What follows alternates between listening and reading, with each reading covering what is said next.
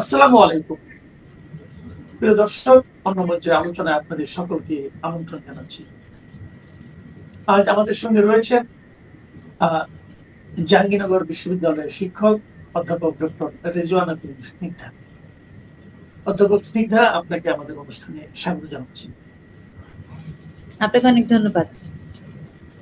আমরা শুরুতে যে বিষয়টা নিয়ে কথা বলছি, গত দুদিন ধরে এই আলোচনাটা খুবই সোসাইটিতে চলছে, মানুষ আলোচনা করছেন যে হঠাৎ করে এই সময়ে আমাদের সাবেক রাষ্ট্রপতি শাহাবুদ্দিন সাহেব উনি কেন রিজাইন করলেন। উনি নিজে নিজের স্বাস্থ্যগত কথা বলেছেন, আবার অনেকে দুদিন আগেই বিষয়টা জানতে পেরেছেন যে উনি রিজাইন করতে যাচ্ছেন।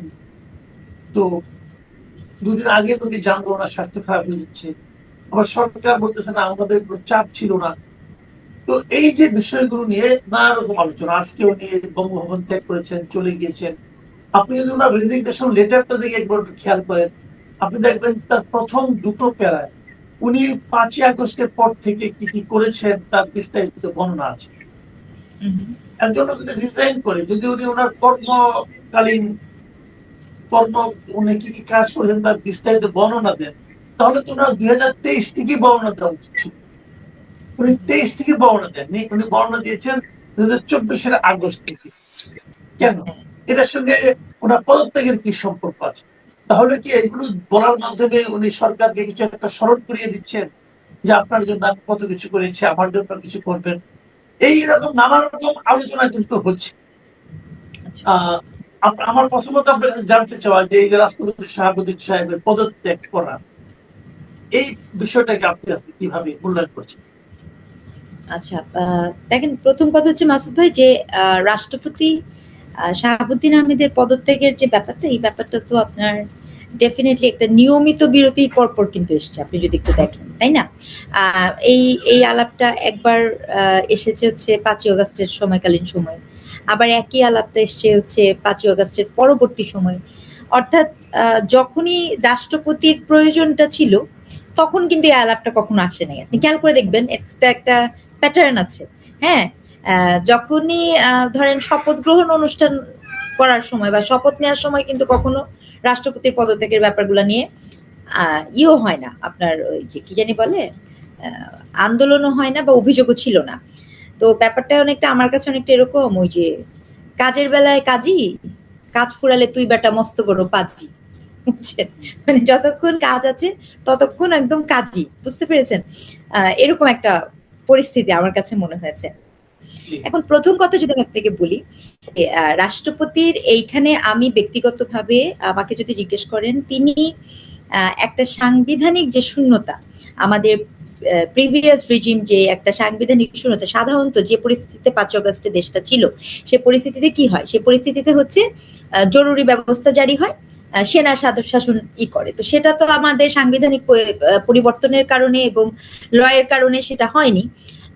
অনেকগুলো কিন্তু কু হতে পারতো, কিন্তু সেই কুগুলো আমরা দেখিনি। তো সেই জায়গাটায় যে আসলে মেনশন করেছে যে সাংবিধানিক শূন্যতার জন্য উনি এটা করেছেন, এই জায়গাটাতে আমি ওনাকে একটা ক্রেডিট দিতে চাই। এটা উনি ডিজার্ভ করেন, যে ওই সময়টাতে উনি যদি না থাকতো। আর উনি থাকার কারণে আরেকটা জিনিসও খুব গুরুত্বপূর্ণ, মানেন বা না মানেন মাসুদ ভাই, বিপ্লব যে জিনিস, বিপ্লবী সরকার, বিপ্লব যাকে বলা হয়, আমার বোঝাপড়া তে বিপ্লব হবার মতো প্রজ্ঞা বা বিপ্লব করার মতো, বিপ্লবী রাষ্ট্র গঠন করার যে প্রজ্ঞা, বিপ্লব করার মতো যোগ্যতা থাকতে পারে মানুষের, কিন্তু বিপ্লবী রাষ্ট্র গঠনের যে প্রজ্ঞা সে এবং প্রস্তুতি, দুটার কোনোটাই কিন্তু 5ই আগস্টের যে ঘটনা সেটার সাথে যুক্ত ছিল না। যে কারণে আমি কখনোই এটাকে বিপ্লব বলে আখ্যায়িতই করতে চাই না।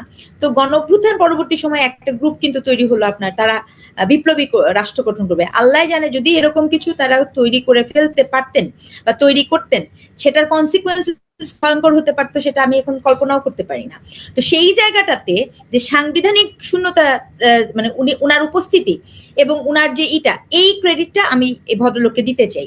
আরেকটা কথা আমি বলতে চাই, তিনি আমাদের রাষ্ট্রপতি ছিলেন, যে আরেকটা যেটা হচ্ছে যে ওই টাইমটাতে যে উনার একটা আচরণ, মানে একটা যে কি বলবো, একটা যে রাষ্ট্রের যে প্রধানের যে ভূমিকা থাকার কথা, তার বক্তব্য কোনো কিছুতেই কিন্তু সেটা প্রকাশ পায় নাই। এখন আপনি আমাকে বলতে পারেন ওই সময়টাতে তো ওই রকম পরিস্থিতি ছিল না যে পরিস্থিতিতে উনি এরকম ভাবে বলবেন। এটা আমি আপনার সাথে একমত, কিন্তু আমি আপনাকে স্মরণ করে দিতে চাই উনি যখন রাষ্ট্রপতির দায়িত্ব গ্রহণ করেন ঠিক সেই সময় ওনার একটা বিশাল একটা ঘটনা সামাজিক যোগাযোগ মাধ্যমের সূত্রে আমরা জানতে পাই, যেখানে উনি বলছিলেন উনি সাবেক প্রধানমন্ত্রীর সালাম করতে চান, কিন্তু প্রধানমন্ত্রী সালামের উত্তর দেন না দেখে উনি খুব মর্মাহত। এই বক্তব্যটি কিন্তু উনি রাষ্ট্রপতি হবার পরের রিয়াকশন হিসেবে দিয়েছেন। ওই বক্তব্য এবং পরবর্তীতে আবার হঠাৎ করে যিনি ওই কথা বললেন, আবার 24-এর ইলেকশনের সময় ওনার নীরবতার প্রসঙ্গ বলেন। 24-এর ইলেকশন নিয়ে আপনি জানেন, আমি জানি, আমরা কোনো বোধবুদ্ধি মানুষ পর্যন্ত ওই ইলেকশনটা কোনোভাবেই করতে পারিনি। সেই সময় হি কেপ্ট সাইলেন্ট। এবং এর পরবর্তী সময়ে আপনি দেখবেন যে আবার যখন তিনি সম্ভবত এই সরকার গঠনের পরে একটা অনুষ্ঠান করলেন, তখন আবার উনি একটু তোষামোদে যে আচরণ, সেটাও আবার ওনার মধ্যে কিছুটা দেখা গেল। তো সব মিলে উনার যে পার্সোনালিটি, ব্যক্তিত্বটা, সেই ব্যক্তিত্বটা কোনোভাবেই রাষ্ট্রপতি সুলভ আমার কাছে মনে তো হয়নি। রাষ্ট্রপতি সুলভ একটা ব্যক্তিত্ব আছে তো, যেখানে আপনার রাষ্ট্রের প্রধানের একটা ভূমিকা, এবং উনি কিন্তু মানেন বা না মানেন, বাংলাদেশ স্বাধীন হওয়ার পরে সম্ভবত উনি এরকম একটা টাফ সিচুয়েশনের একটা রাষ্ট্রপতির পদ অলংকৃত করেছিলেন।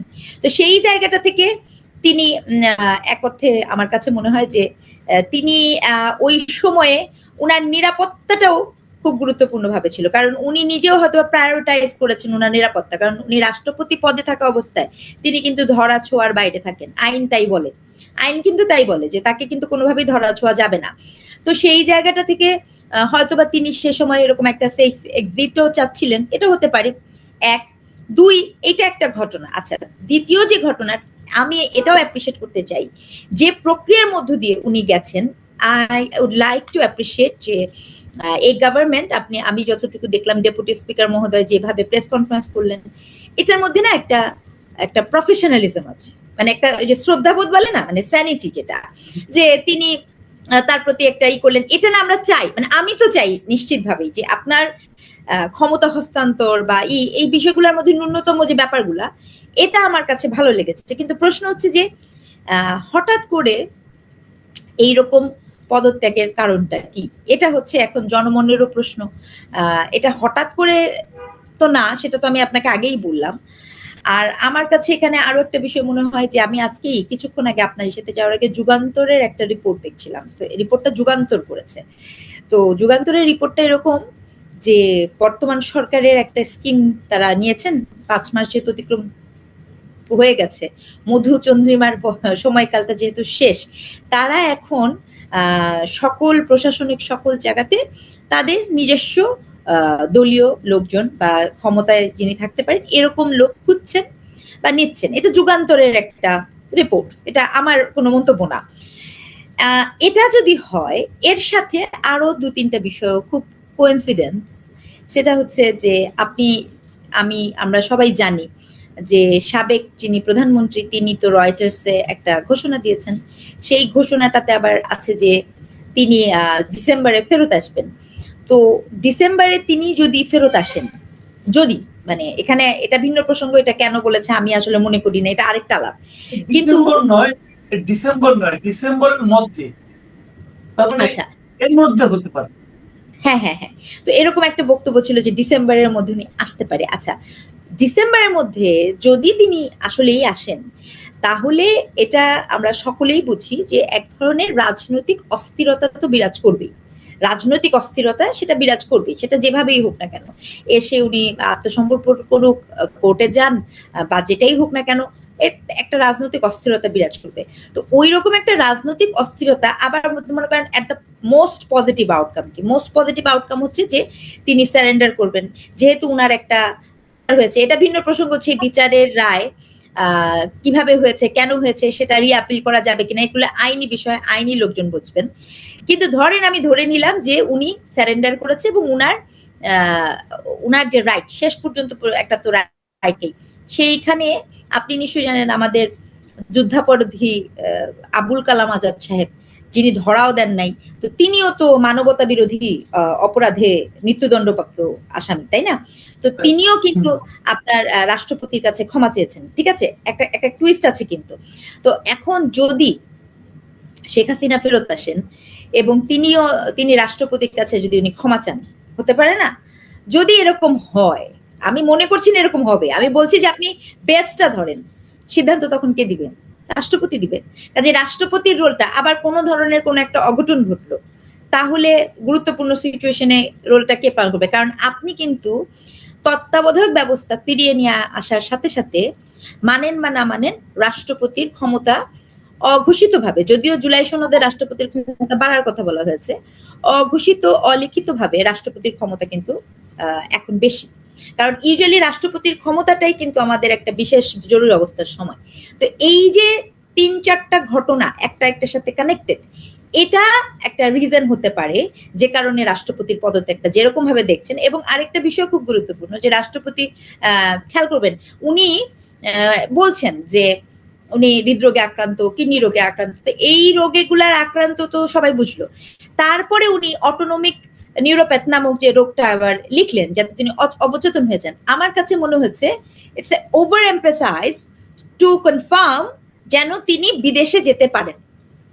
মানে লেখার প্যাটার্নে আমার কাছে মনে হয়েছে অ্যাজ এ রিডার, হ্যাঁ, যে টু কনফার্ম, কারণ আপনার জন্য কিডনি রোগ, bypass surgery, that should be enough. আপনি অসুস্থ, মানে কিডনি, আবার নতুন একটা রোগ বললেন যেটাতে আপনি মূর্ছা যান, খুবই মানে এরকম একটা সিভিয়ার ডিজিজের কথা একজন রাষ্ট্রপতি যখন উল্লেখ করেন, তখন বিনিথ দ্য ওয়ার্ডস, আমি যদি মানে ওয়ার্ডের পেছনের গল্পটা বুঝি, আমার কাছে মনে হয় যে এটাও একটা কারণ যাতে করে আপনি এখন এবং আপনাকে বিদেশ চিকিৎসার জন্য যেতে দেওয়াটা এখন আমাদের মানে রাষ্ট্রপক্ষ, সরকার পক্ষ, যে কোনো মানুষের জন্য একটা মানবিক একটা ব্যাপার।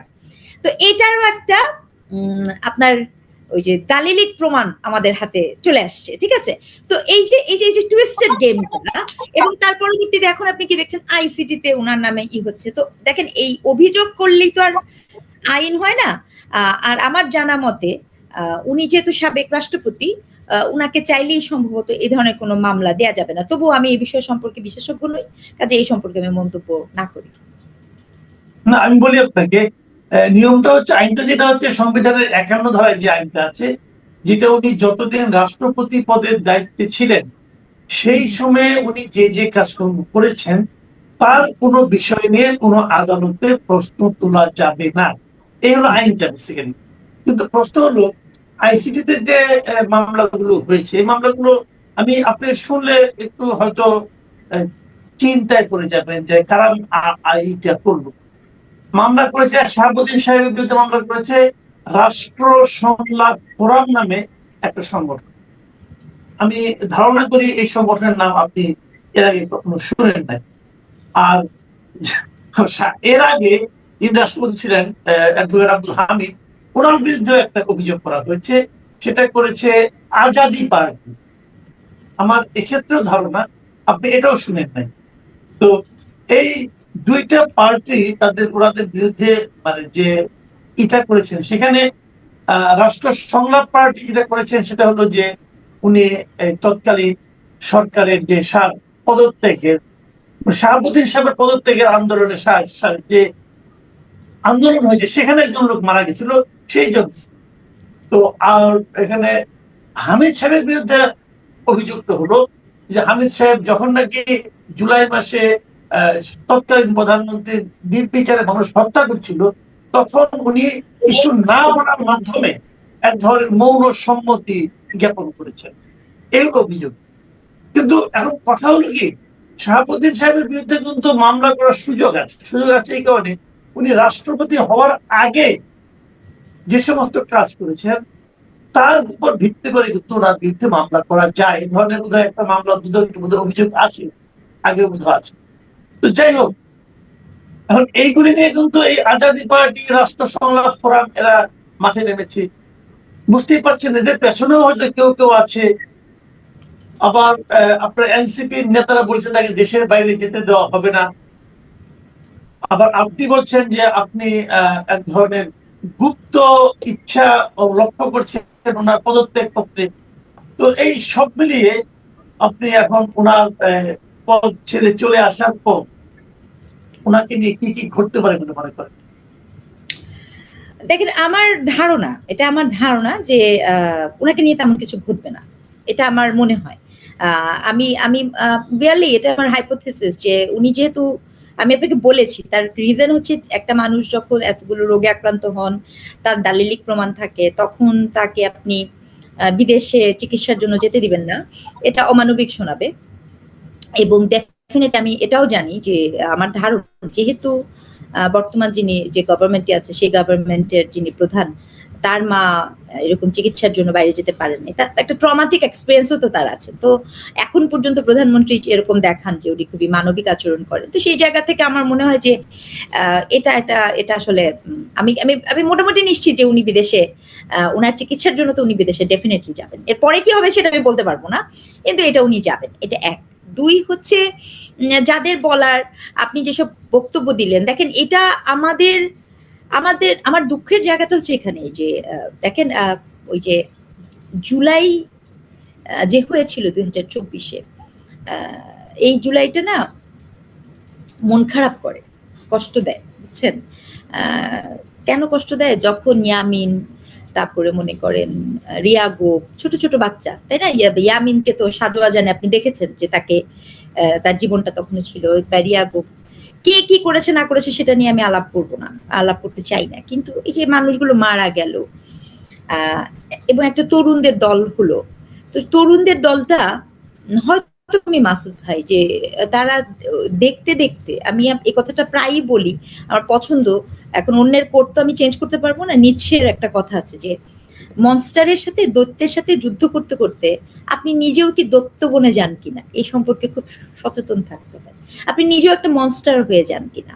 কারণ কি, এই যে যাকে তাকে যে কোনো জায়গাতে মামলা দেওয়া, আপনার নিশ্চয়ই মনে আছে যে সম্ভবত এহসানুল হক মিলন, এখন যিনি মাননীয় শিক্ষামন্ত্রী, তিনি তার বিরুদ্ধে মামলা হয়েছিল যে ময়লার যে ফেলে ময়লা, হ্যাঁ হ্যাঁ হ্যাঁ, সেটা সেটা নাকি উনি ভাঙতে গেছেন, এই জন্য ওনার বিরুদ্ধে মামলা হয়েছিল। মানে আবার আমি তো শুনেছি যে মানে কারো কারো বিরুদ্ধে মুরগি চুরির মামলাও আছে। তো এটা নিয়ে আমরা এন্টারটেইন হতাম, কিন্তু বুঝতে পেরেছেন?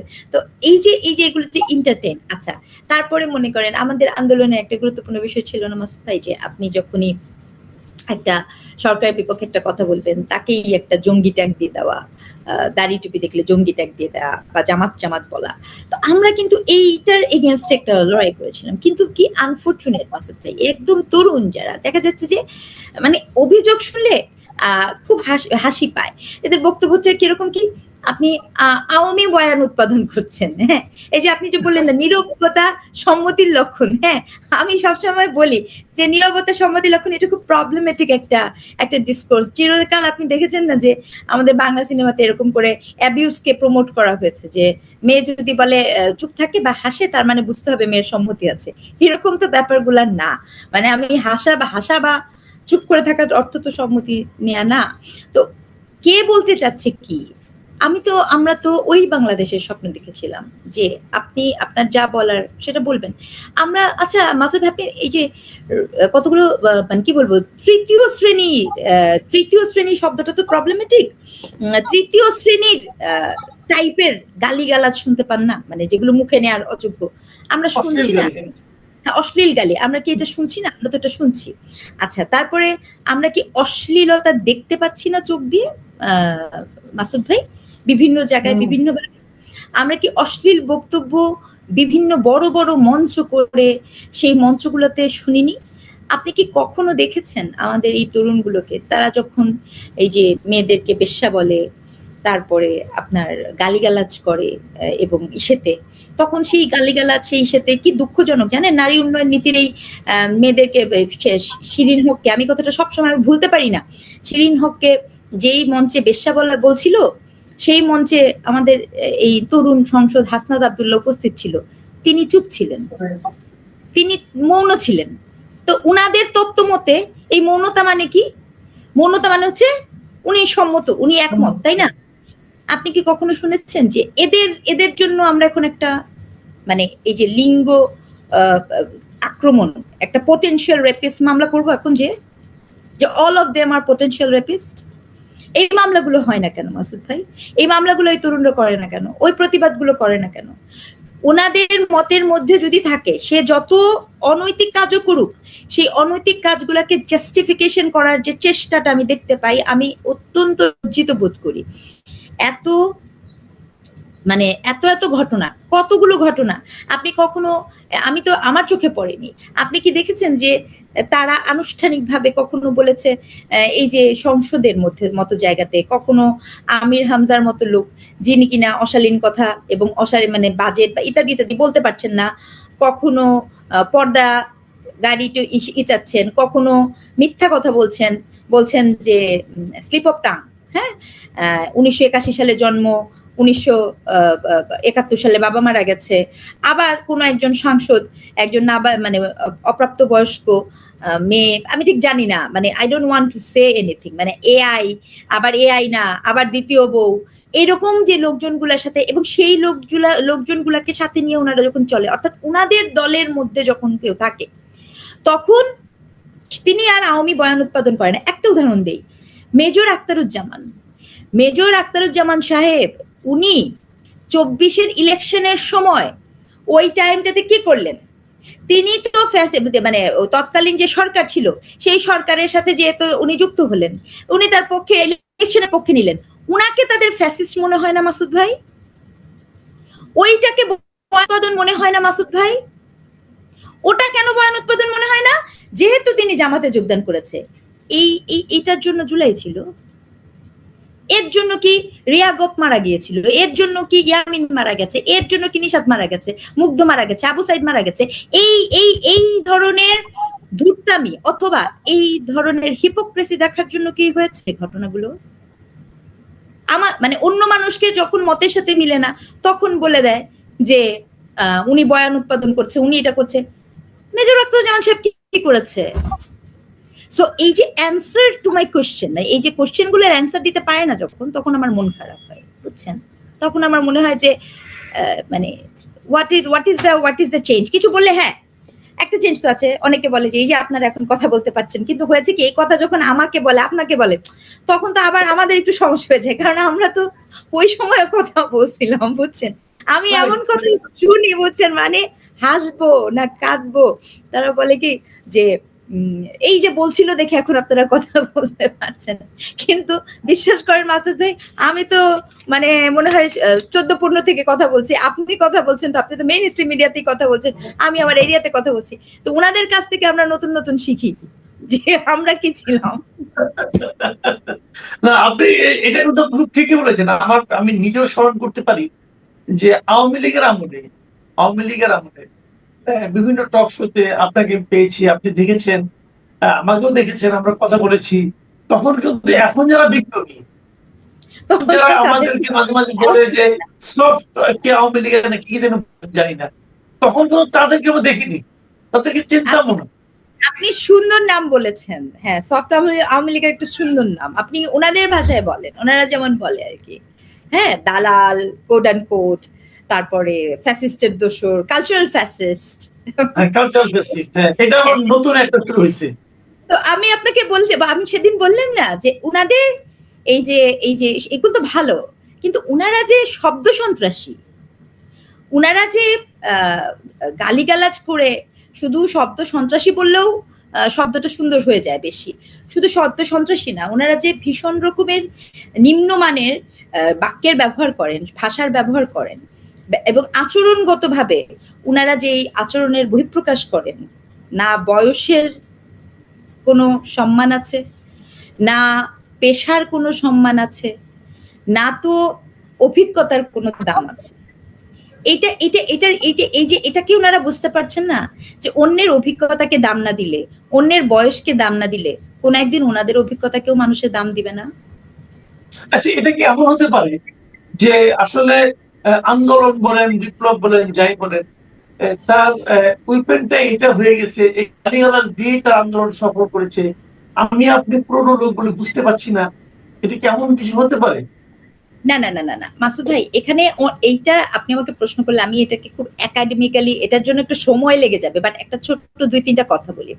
নম চমস্কি আপনার একটা বক্তব্য দিয়েছিল, উনার একটা বিখ্যাত লেখা আছে, মানে মানুষের মাইন্ড, হ্যাঁ, ল্যাঙ্গুয়েজ ইজ এ মাইন্ড, মানুষ যেভাবে চিন্তা করে তার গঠন অনুযায়ী কিন্তু মানুষ সেভাবে চিন্তা করে। এটা হচ্ছে এক।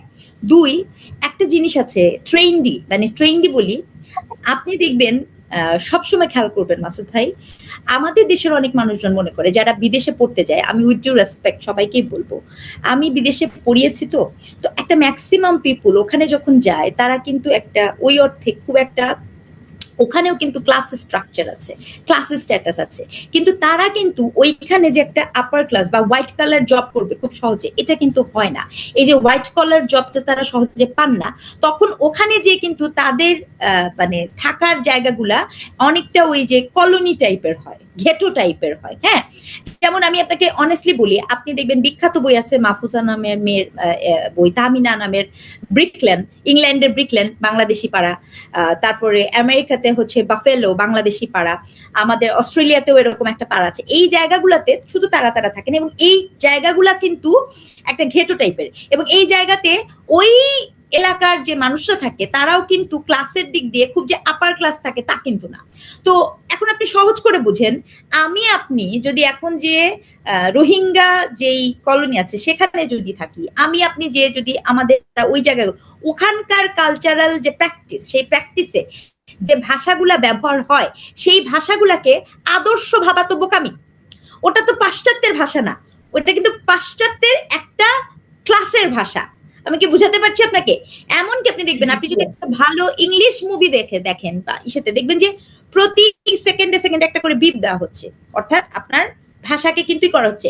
কিন্তু আমাদের এখানে ওই যে পশ্চিমা চিন্তা বা উপনিবেশিক চিন্তাতে আপনি কি করেছেন, ওই ভাষাগুলাকে এমন ভাবে তৈরি করেছেন, মনে করেছেন যে ওখানে এরকম ভাষা ব্যবহার হয় তা এখানেও হবে। কিন্তু তারা একটা জিনিস বুঝে নাই, মিস করে গেছে যে ওখানেও যে সাংস্কৃতিক চর্চা, যে রাজনৈতিক চর্চা, সেই চর্চাতে কিন্তু এত সহজে এইরকম ভাষা ব্যবহার করা হয় না।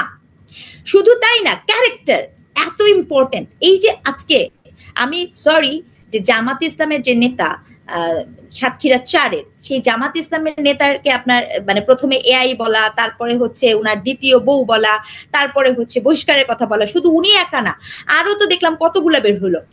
কিন্তু আপনি খেয়াল করে দেখেন, যে ক্লিনটনের ইমেজ এত ভালো ছিল, এক মনিকা লিউনেস্কির একটা ইসের কারণে সেই ইমেজের কি হয়েছে, আপনি ওনাদের সকলেরই দেখবেন দে আর নট ফ্যামিলি ব্রোকেন। প্রতিটা রাজনীতিবিদদের দেখবেন ফ্যামিলি ভেরি স্ট্রং বন্ডেজ, কিন্তু আপনি এখানে বড় বড় ব্যারিস্টার, বড় বড় উকিল, বড় বড় মানুষজনকে বলতে শুনি পাশ্চাত্যে পরিবার নেই। এগুলো কোথাকার কথা? তাহলে তারা কোথায় মিশেছেন? আমি তো দেখে এসেছি পাশ্চাত্যে পরিবার থাকে মানে কি ভয়ঙ্কর ভাবে থাকে, এমন ভাবে থাকে যে মারা তার বাচ্চাকে নিয়ে অফিস করতে যাচ্ছে। আমি তো শাশুড়ির সাথেও দেখেছি। আপনি আমাকে একটা উদাহরণ দেন, আমেরিকাতে তাকায় দেখেন, এই সাথে তাকায় দেখেন, প্রত্যেকের ফ্যামিলি বন্ডেজ স্ট্রং। প্রতিটা জায়গায় যে রাজনৈতিক চর্চা শুরু হয়েছে, সে রাজনৈতিক চর্চাকে ফ্যামিলি বন্ডেজের উপরে অত্যন্ত গুরুত্ব দেওয়া হয়। ম্যালিনের দিকে তাকিয়ে দেখেন, তার রাজনৈতিক দর্শন কি? জাপানে দক্ষিণ এশিয়ার প্রথম মহিলা প্রেসিডেন্ট হয়েছেন, তার রাজনৈতিক দর্শন কি? তাহলে উনারা যে বক্তব্যটা দেন না, এই বক্তব্যটা হচ্ছে একটা ক্লাস বেস শ্রেণীর বক্তব্য, কিন্তু এটাকে ব্রেক ডাউন না করা এবং এই যে ডিসকোর্সটাকে যে ছড়িয়ে দেয়া, এটা হচ্ছে সমস্যাজনক। এবং প্রতিটা মানুষ ওখানে এত দৃঢ়তার সাথে কথাগুলা বলেন, এবং এই কথাগুলোতে সবচেয়ে বড় সংকট যেটা, এটা হচ্ছে একটা সংকট। আমরা যে চিন্তা করছি যে হয় কি, আপনাকে গালি দেওয়ার উদ্দেশ্য কিন্তু এটা থাকে না যে আমি আপনাকে গালি দিচ্ছি। গালি দেওয়ার উদ্দেশ্য থাকে দুইটা। এক নাম্বার, আপনার সাথে আমি যুক্তিতে পারছি না, কারণ আমার পড়াশোনা নাই, সহজ কথা, আমার অভিজ্ঞতা নাই, কাজের অভিজ্ঞতা নাই। দ্বিতীয় কথা, 3 নাম্বার হচ্ছে আমার ভিশন নাই। আমি তো আন্দোলনে পটু, ওটা আমার স্কিল, খুব ভালো স্কিল, কিন্তু আমি তো গঠন করিনি কখনো কিছু। একটা রাষ্ট্র কিভাবে গঠন করতে হয় সেটা তো আমার কাছে নাই। সো সেটা যেহেতু আমার কাছে নাই এবং আমার কাছে পড়াশোনাও নাই, অভিজ্ঞতাও নাই, তাহলে আমি কি করব? আমি এমন বাজে বাজে কথা বলবো আপনাকে যাতে আপনি এই লজ্জাটা, আপনি লজ্জিত হন এবং আপনি ভাবেন যে আমার তো এর সাথে কথা বলে পারার দরকার নাই। খেয়াল করে দেখেন, দুঃখজনক হচ্ছে এইটাও তারা আওয়ামী লীগের কাছ থেকে শিখেছে। এই যে সুশীল শব্দটাকে বিকৃতিকরণ করা, এটা তো আওয়ামী লীগ করেছে মাসুদ ভাই। তা আওয়ামী লীগ সুশীলকে বিকৃত করে, ওদিকে ফ্রান্সের একজন সুশীলকে বিকৃত করে, যার কিনা পুঁজিই হলো আমি গালিগালাজ করব, ঠিক আছে।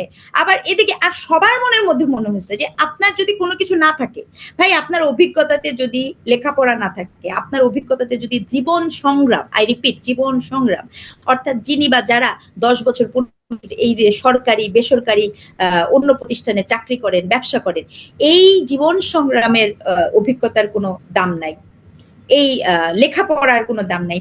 এবং থার্ডলি, যেটা আমি আপনি সবাই এটার জন্য রেসপন্সিবল, সেটি হচ্ছে এই যে আমি আপনার সাথে কথা বলি, এখানে যদি কোনো কিছু শেখার থাকে, যদি থাকে, আমি বলছি না যে আছে, সেটি তো আমরা দেখে কি করি, আমরা দেখে ভাবি আচ্ছা ঠিক আছে, এটা তো ভালো বলছে, আমার ভালো লাগছে, এই পর্যন্ত সীমিত থাকে।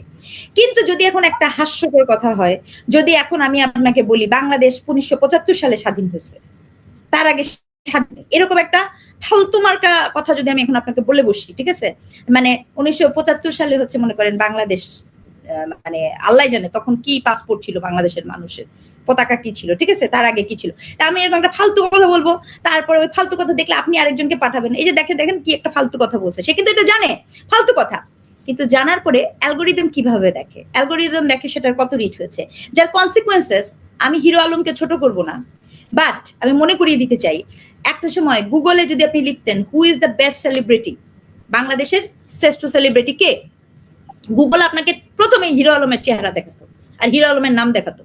বাস্তবতা হচ্ছে হিরো আলমের অনেক ট্যালেন্টেড হতে পারেন, হিরো আলমের থেকেও তো অনেক ট্যালেন্টেড লোক আছে, যাদের অভিজ্ঞতা আছে, যাদের গুরুত্ব আছে, সেই মানুষগুলো তো দেখাচ্ছে না। তাহলে বহির্বিশ্বের রাষ্ট্রের কাছে আমার নেতাকে, আমার অভিনেতাকে হিরো আলম। তো এই যে একটা পলিটিক্স, বুঝছেন, এটা ওনারা খুব ভালো বোঝে, অ্যালগোরিদমের পলিটিক্স। আর সবচেয়ে বড় কথা কি মাসুদ ভাই, কোনো কিছু গভীরভাবে বোঝার জন্য এবং অনুধাবন করার জন্য নিজেকে তো অতটা গভীর হতে হবে, তাই নয় কি?